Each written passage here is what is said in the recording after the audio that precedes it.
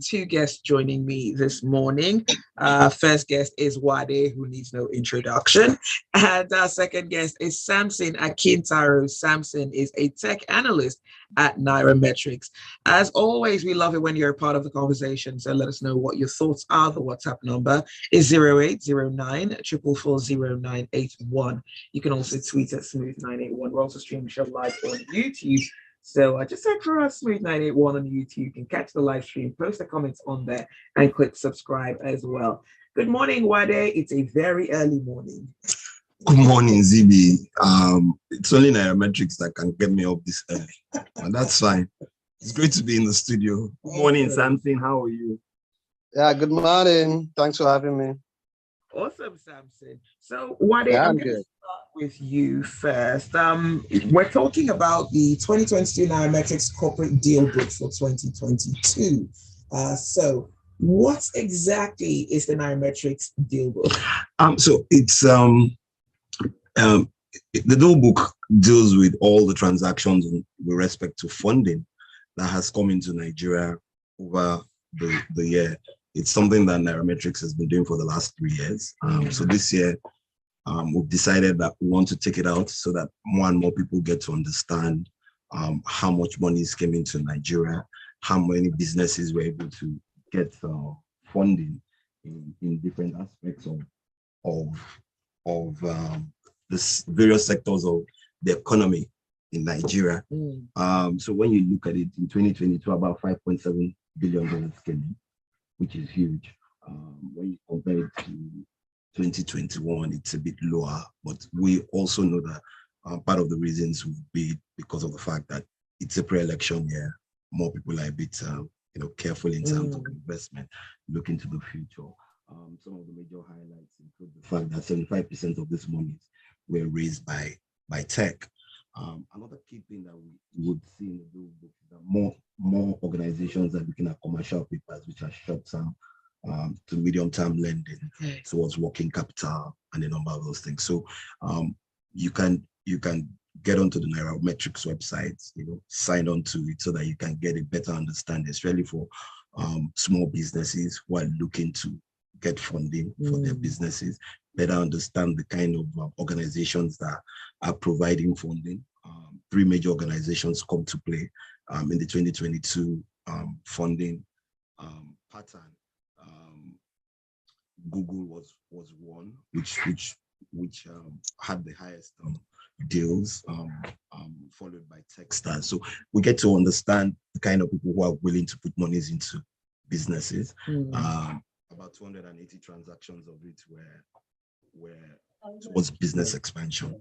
So there are a number of things that come in there that you would see, and you would better understand that monies will come in. Nigeria will attract money and continue to attract money. 2023 is even going to be better, like I continue to say, from the second half of the year. And let's see how it is. So I guess I'm not guessing, because Nairametrics is the #1 financial literacy online platform in Nigeria. That's I know well. It's important that you go there, subscribe to the Dealbook, get a better understanding of the kind of deals that you have, expansion, even investments. One of the things that has happened is that equity hasn't been very attractive because the stock market has been topsy-turvy. But I do think that once the elections are finally decided, we have a new administration coming in May, we'll start to see the bounce back of a number of financial market instruments across board. All right. Well, thank you so much for that, Wade. Samson, I want to ask this. How would you describe the performance of Nigerian startups last year? And this is in terms of fundraising. Thank you very much. I know the Nigerian startups have always been the shining lights of African startups, irrespective of the fact that even last year, the fundraising was a bit lower than what they got in 2021. The Nigerian startups are still they are still ahead of their peers across Africa. Nigeria still has the largest fund raised by startups in Africa. So for me, they did well, and they will continue to do well because we have a lot of innovative ideas coming out of Nigeria. And then we see investor interest is also on Nigeria because there is a kind of bandwagon effect that investors are also looking at, okay, where is this person investing? Where are they going to at this time? So a lot of attention is on Nigeria. And that is why the startups every year in, year out, they continue to do where they continue to attract more funding. For last year, the startups attracted a bit over $1 billion, which is slightly lower than $1.5 billion recorded in 2021. Yet, you see a lot of seed raise, a lot of seed raise, which shows that there are a lot of new companies coming up and attracting fresh funding and getting their first line of funding. There are different stages. We have the pre-seed, the seed, and then the Series A, B, C, D, and so on like that. So we saw a lot of seed funding for startups last year, which shows that we have a lot of startups coming up year in, year out. So we have the startup ecosystem in Nigeria is fast growing and it's still growing fast. And then all attention globally, the attention of investors are on the Nigerian startups. And then even moving up forward from what they did last year, we hope to see a better performance this year. Thank you. All right. And you're the tech guy. I want to ask this as well. Now, from the total deals for last year, and even from perhaps the last few years, fintechs have consistently been attracting large chunks of funds coming into the startup ecosystem.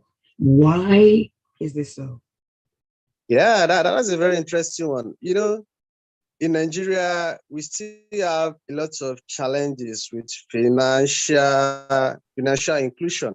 We've seen the Central Bank of Nigeria coming up with targets, and they've not been able to meet the targets.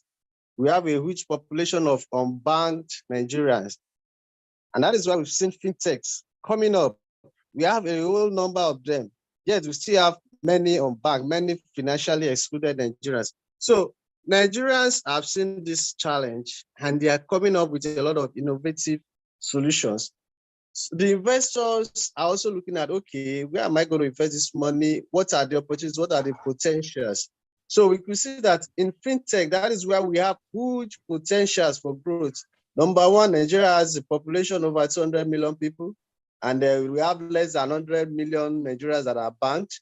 So there is a huge opportunity in that segment. And then we are now have a large number of fintech companies in Nigeria.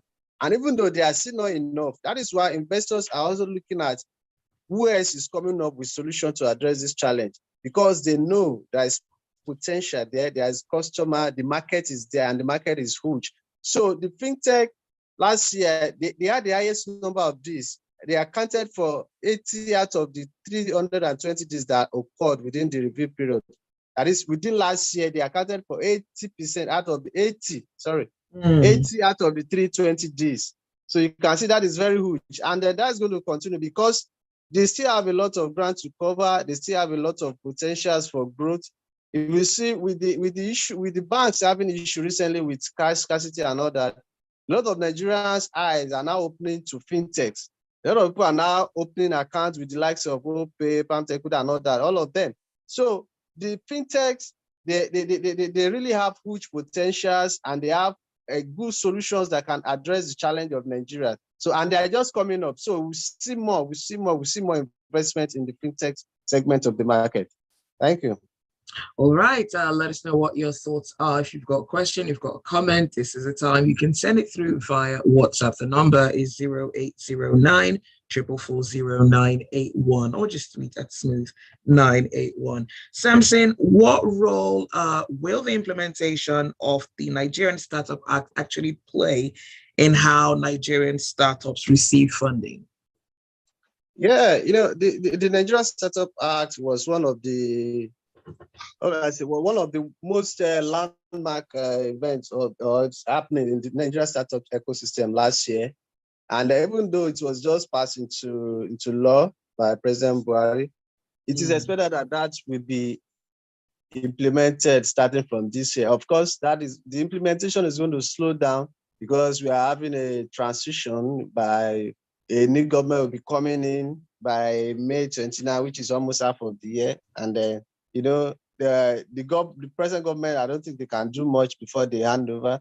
So, but if they begin the implementation and it is well implemented, this is going to give a lot more credibility to the startup ecosystem in Nigeria. We now see a situation whereby the government is registering all startups.